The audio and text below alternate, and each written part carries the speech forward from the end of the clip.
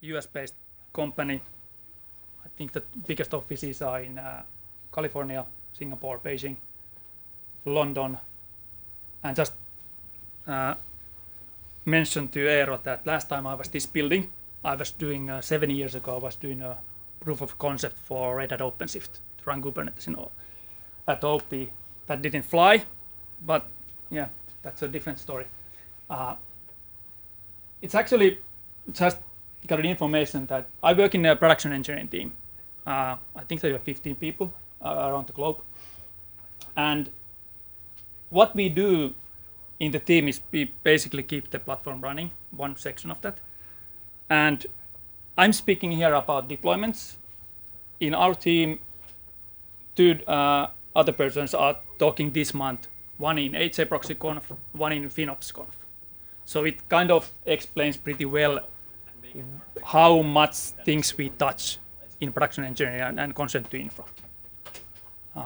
So about the Liftoff, what we do is basically help companies to get more users, more sales. It's advertising. If you play some game, you might see an ad. It might come from us. So I will be concentrating in this presentation on the Bangle Exchange part, how we do deployments in there. But there are other things. Intelligence is, for example, startup that was founded in Helsinki called Game Refinery 8 years ago, and it was acquired by Bangle, and then Bangle and Liftoff merged. Then we have different sections, but I will be concentrating on the Bangle Exchange. And about the reach and volume, that we have a lot of unique devices per day, monthly iOS, Android users, a lot of impressions, bid request. Bid request is a basically a request that, hey, we want to show an ad, or we request an ad. And how this reflects everything is volume, traffic, data. So let's go to our factory. So this is the Bangle Exchange. We got 4 million requests per second coming in all the time. Weekends, of course, are more heavier, and let's say Super Bowl, Christmas, Thanksgiving, we have peaks. 35 million responses go out per second. And you can imagine how much logs and metrics we collect. That's a lot. First image, by the way, that I did with Google Gemini in a presentation. But this is kind of the exchange. So somewhere we want to serve an ad somewhere. Somewhere ask, hey, do you have an ad for this application for this user? Okay, we might have. Let's send a request, bid request, and maybe we can show the ad. In advertising, there is SDK-based advertising, so that the application game developers have your SDK in there. And second part is real-time bidding. So ad servers ask for what would be your price to bid an ad to this slot. So both are handled in here. So some numbers. Some of us are nerds. We like numbers. Kafka, Kubernetes, and other stuff. 300 brokers, a lot of data. 20,000 gigabits of memory, 4,500 CPUs. These are roughly estimates because we are scaling automatically. A lot of data per second. We don't run that many Kubernetes clusters. 5 for actual production workload with few nodes, few pods, memory, and CPU. And then other things, 600 ArgoCD applications. So that's why I'm speaking about deployments with ArgoCD. 100 HA proxy instances, basically in the edge load balancing. RocksDB instances, basically key value store. We replaced Redis with RocksDB, so 300 instances of those. And the observability stack is basically Mimir, Grafana, Grafana logging. And then ArgoCD, HR proxy, are kind of the other tooling that we use. And this is kind of the from the AKS point of view. So you can see that AWS is mentioned, but I mentioned AKS, so everything is AWS. Everything in AWS single region. And to be honest, everything is single available zone. Do you know why? No clue? Money. Traffic within available zone is free. Traffic across available zone is not free. And with the volume you saw, free is good. Free is really good. And if you compare, you might ask that, hey, is there a risk in running single available zone? Do you anyone remember that AWS had one available zone outage? Who can remember one? No one. There has been. But then we know how much money we lose if one available zone is down for 1 minute. It has been down for 10 minutes. We know that. But we know that it will cost 7 figures if we run another available zone. So you do the math. Do we take the risk that we lose money, or do we just pay a lot just to kind of if that risk happens? So everything comes to money. So it's basically, I've used the template. Sometimes we used cost-driven architecture because the cost drive how we place the components. To be honest, if we would follow the AWS blueprints and best practices, it would be insanely expensive because of NAT gateway and public, NAT gateway basically. That would kill our revenue alone. So before Liftoff, I worked for Red Hat 5 years. And at Red Hat, I was in pre-sales. I did really cool demos. They worked fine. Also in here. But they had the problem that they were like nice looking, but they didn't touch any real production in a sense. So that you could do whatever you want. You never knew what it actually would cost for you. So now when I moved to engineering, actually that you see that if you deploy something that makes money to your company, of course at Red Hat doing a POC made money to your company, you actually see that how different things cost. And that's kind of in business, that's actually key, that you need to keep your cloud cost way beyond 10% of your of your revenue. I think that the industry standard might be around 8 to 12. So about the deployment, let's go to the topic. There is Jira also. I left it out from the title because the room would have been empty. No one likes Jira. How many of you use Jira? How many of you like it? That's a good point. Everyone kind of hates Jira in a sense that when I went to Liftoff, I didn't like it, of course. But it's a good tool. It has a really good flow control. It has an API. It has an automation. It has basically everything. So for us, this is actually our deployment swim lanes. So backlog, tech-lead approval deployments, deployment blocked, deployment scheduled, in progress paused, deployed, QA notified, rollback and closed. So there are two fake deployments there that are closed. So whenever team wants to do a deployment, they put it to backlog. And then they fill the forms, they ask for tech-lead approval, and it goes forward. So Jira is the place for us to coordinate everything. Every team has an access to Jira. Jira is public within the company so that everyone sees what's happening. When the deployment goes forward, everyone that is related to the deployment gets notification. And we can have different triggers. Let's say that ticket is moved to tech lead approval. Currently, if we know that, hey, it's a container workload, we will verify that all the versions that will be deployed, that the artifacts are done. The images, the Helm chart, everything's done. So that there will not be a deployment that will be crash loop backing because image is not found. So we verify that everything is done. And when it's moved to deployment scheduled, we will actually trigger the deployment.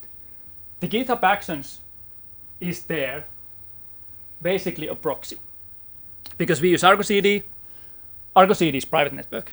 We don't want to expose that to Jira, which is public. So we basically use ArgoCD in the middle. We trigger it from Jira. We trigger ArgoCD. We check the payload from the deployment. We modify application sets, commit to Git, and then we move to the next one, which is ArgoCD. And then ArgoCD is used to then do what it does. Apply the desired state to the cluster. Just one question. When you use ArgoCD, do you prefer applications or application sets? Why?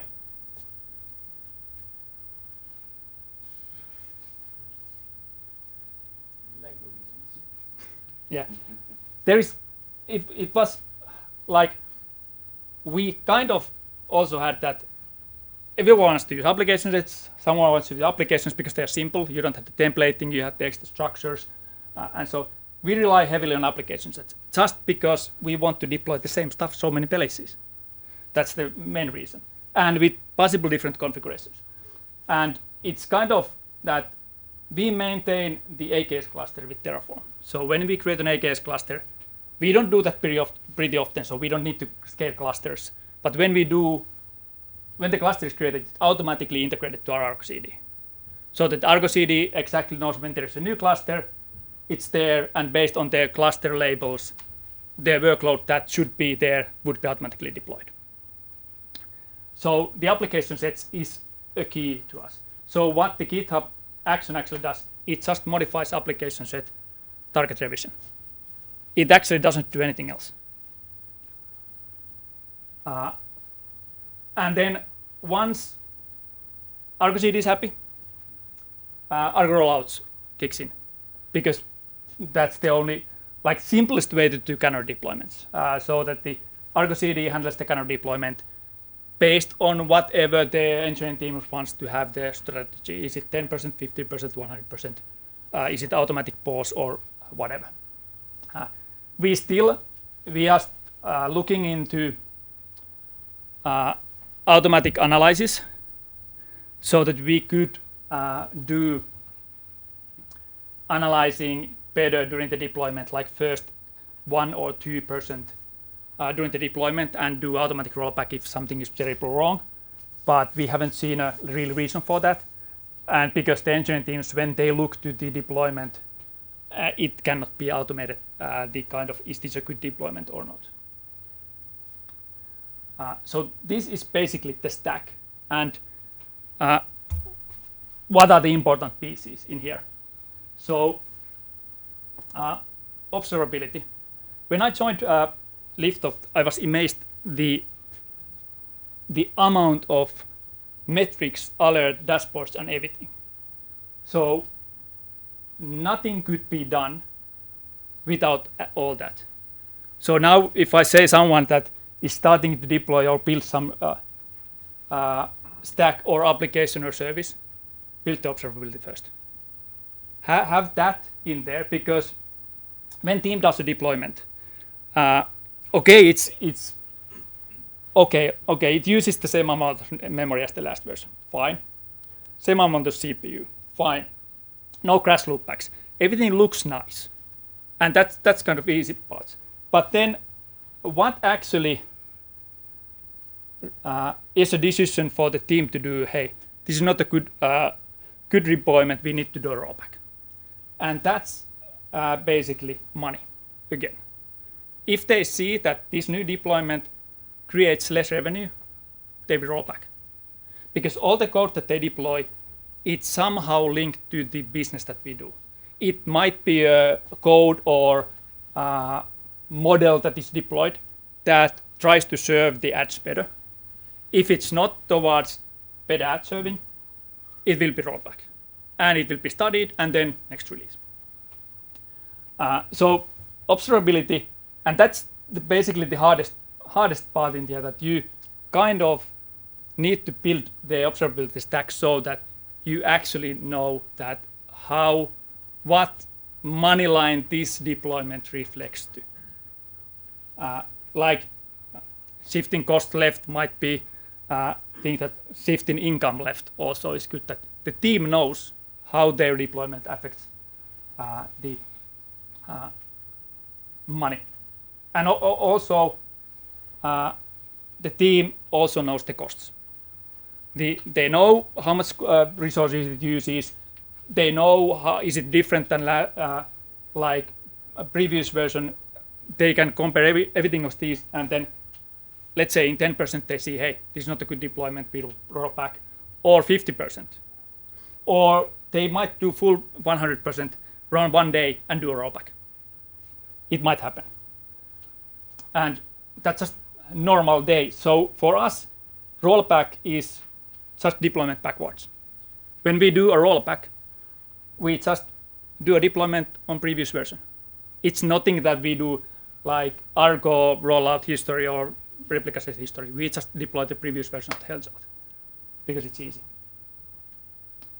So most important, observability. Then when we go to feedback loop, this is actually the one thing that we are still working on and will be constantly working on. That if you saw the last slide, like components that we have, Jira, GitHub Actions, ArgoCD, Argo rollouts, 4 components.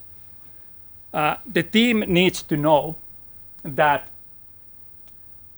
what is happening. When the deployment is settled, Jira will send the feed information what's happening. And this is also good for Jira. Everything is coming to the Jira comments. So there is a full thread of what's happened in the comments. So Jira is sending, hey, I saw you want to deploy, I will trigger my automation. Then a message, hey, I did my job. GitHub action, hey, I did my job. Send a comment to the Jira ticket. And then ArgoCD, I'm syncing the resources. Nice. And then I have synced the resources, information, and it's coming from, of course, all the clusters. And that's cool thing in the Argo family is that you have the same notification engine for rollouts, for ArgoCD. So you can kind of have the same structure of notification from there. So ArgoCD will tell you from all the clusters that you deploy that, hey, I have synced the resources. And then Argo rollouts will send a notification that, hey, I will start the rollout. I will reach to 100. I have reached 10%. And once deployment is done, ArgoCD will finally send, hey, deployment complete. The latest version is running. So this is kind of really important from the feedback loop point of view. And in the earlier stages, we have been running this for 2 years now, and we didn't have this good feedback loop. We were lucky it basically always works. Sometimes because there is a guardrails in Jira that you cannot have 2 deployments on the same component in the swim lane. So the previous needs to be closed. So there was a couple of issues that nothing happened.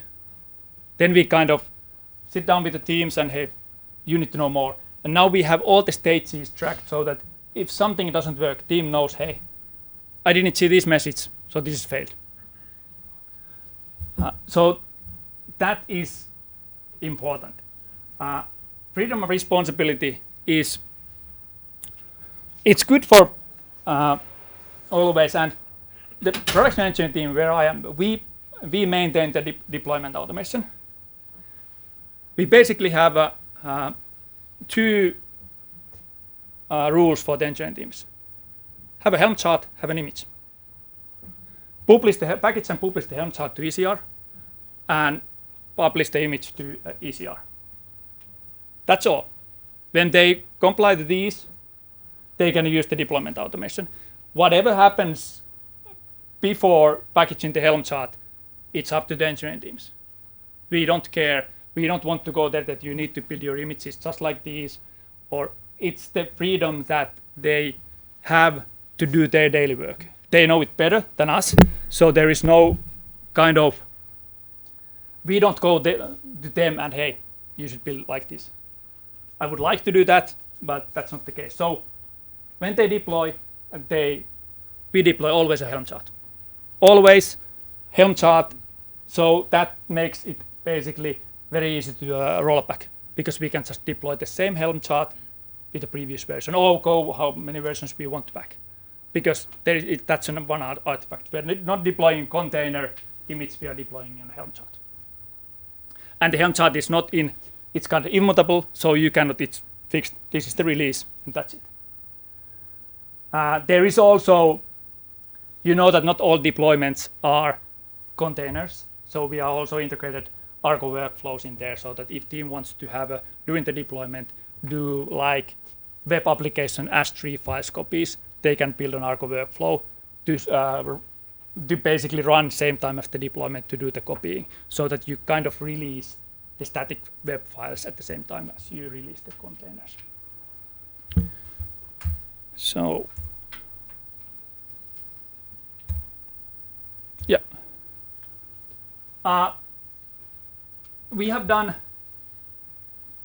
3,500 Kubernetes workload deployments. So we do the deployments that we have. It's not always an Kubernetes deployment. It's not always an ArgoCD deployment. We have a checkbox that hey, this is ArgoCD. It might be MongoDB update. It might be actually ArgoCD update. It might be something else. We have roughly run like 8,000 deployments. Do that in the Jira project, and 3,500 has been ArgoCD based container deployments. Where we were before, Helm charts in one repo, first manually, DevOps team, the former PE team, did the Helm apply, Helm install, Helm upgrade when the engineering team is asked. Then engineering team, hey, it's working, you can go next cluster. So we were doing basically one cluster at a time. And then there was no canary support. Then had a Jenkins in there, doing that a bit like more automated, but still it was like engineering team and the production engineering team. Both were required. So we couldn't, the deployment were always scheduled so that there is enough production engineering folks to do the deployments. So now the engineering teams manage the deployments all themselves. The production engineering team is not even aware in a good sense about the deployments. Every deployment, of course, we have to go back feedback loop. Every deployment that we do, we also, it's good to inform like the rest of the company that we have deployed. So that's why in Grafana we put annotations for deployments. So when you kind of have an, I get page that there is too much load in our key value store, I see, hey, there's a deployment, it's fine. I see always that, hey, what is happening? So now even that the engineering teams know do the deployment themselves, everyone still knows that deployment has happened. So this is important that they can be isolated, but still everyone is aware of that. Are we happy? Yes, we are happy. Average deployment time is down by 67%. That means that when the deployment is started, the workload actually started updating, and when the deployment is fully done, means that all the clusters and all the replicas have, all pods have been updated. That has reduced to 67%.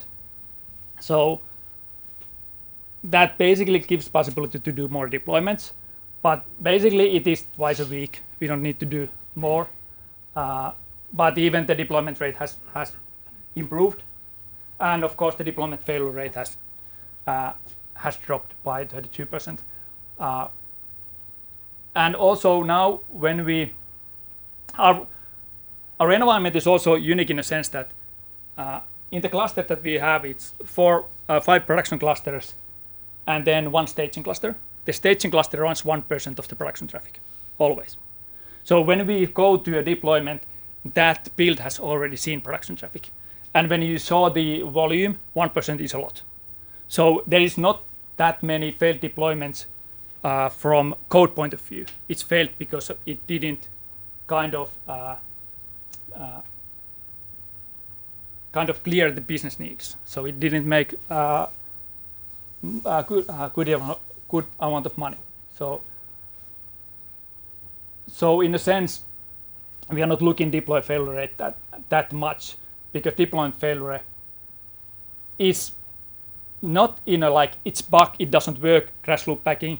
It's just that, hey, this change just wasn't what we needed.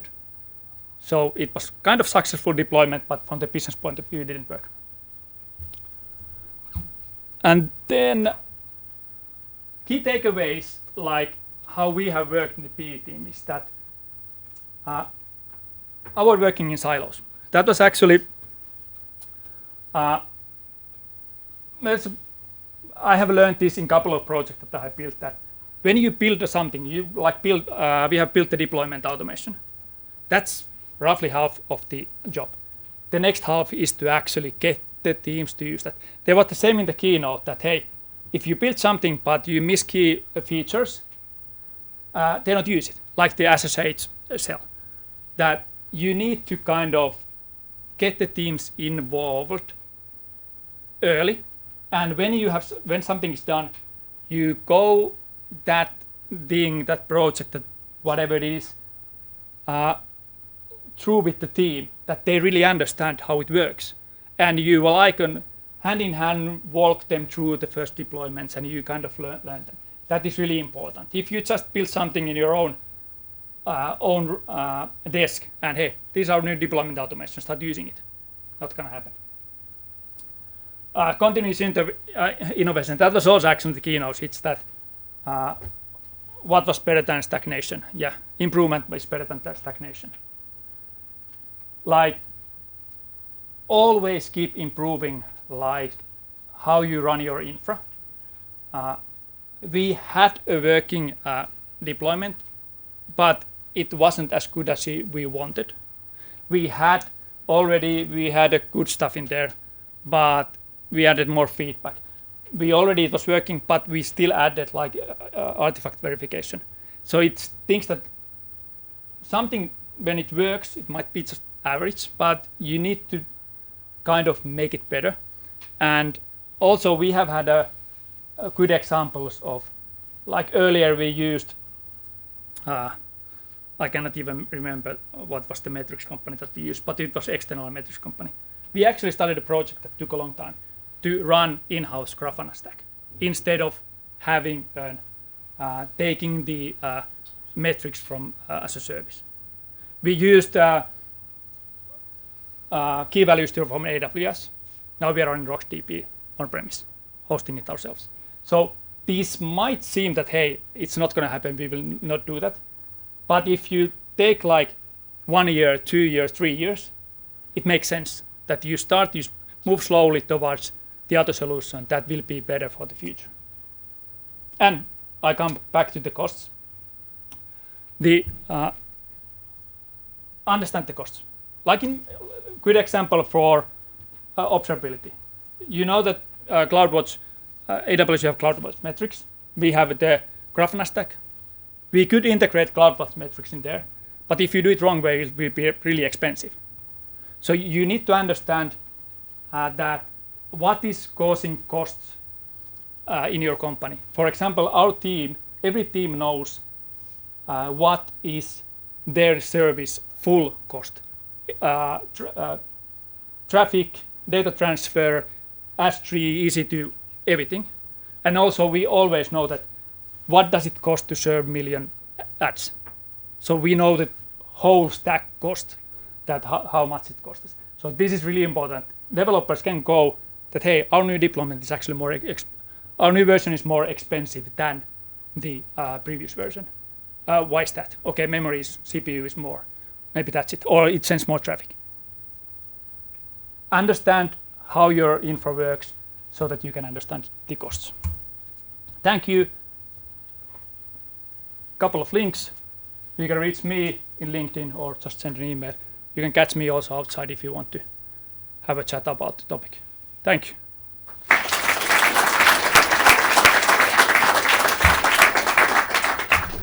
have time for one or two questions.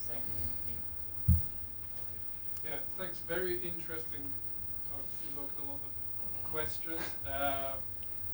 I've always heard of canary deployments and used this recently myself as well as a way to motivate why we can have continuous deployments. Is it something you considered, or did you move away from continuous deployments to this more structured Jira release? It's basically when you do a deployment, you need to kind of when you do, let's say you do 10% deployment, you need to break for a while and see how revenue looks. You just cannot, and that is not as like an. You could spend a lot of time and create an query that will query all the database, and you will have a single true false. Is it good or bad? But it takes some time to realize that is it a good, at least 10%, and then 50%. So it needs human in there. Mm-hmm. So we kind of don't want to go like also let's say also the volume that stack that example, if you do a deployment 10-50%, it runs 2,000 pods, that single service, and we run spot instances, so we cannot just put basically 4,000 pods running at the same time, because you need to have a new and old version and with the percentage and everything. It's just the volume also drives us to do this, like we do 10% to every cluster. So we basically get the metrics from every cluster, but then we give time to infra to breathe and basically the business to breathe, hey, does it look good? Because if that fails, let's say the ad serving, we don't get money. So that's why kind of having a finger in every deployment is important.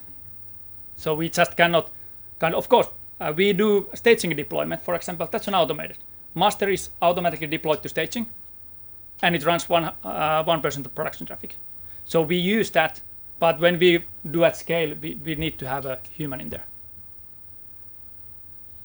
I was thinking also about the start of the process, so to say. Instead of an automated release train, you have this Jira tickets with management approval. Yeah, it's basically that when the deployment is approved, the engineers post there that what were the like test result, end test result, smoke test result, everything there, so that the who is responsible for the release can actually have their concrete evidence that this is good for deployment. Right.